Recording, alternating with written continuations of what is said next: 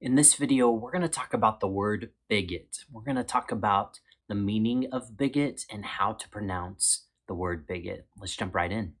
The word bigot is a noun. Just as a reminder, a noun is a person, place, thing, or idea.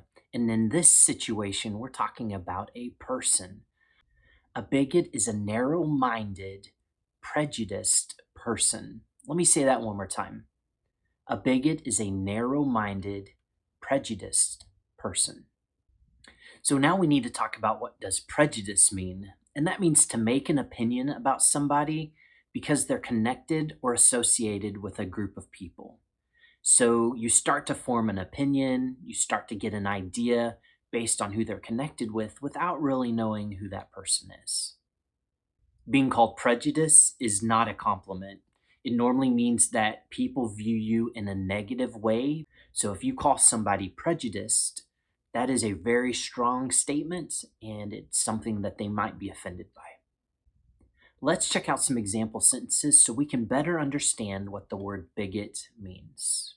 People assumed the man was a bigot because he was from the South. I'm going to repeat that one more time. People assumed the man was a bigot because he was from the South. This example sentence is a bit ironic because people made an assumption about the man based on where he was from. The second example sentence is, the politician was a bigot. He made many assumptions about the people in his county. The politician was a bigot. He made many assumptions about the people in his county. I want to give you a chance to practice pronouncing the word bigot. Let's listen first and then repeat after me. Bigot. Bigot.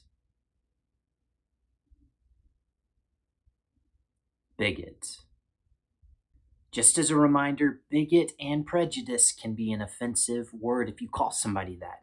So be careful using those terms or those titles for other people.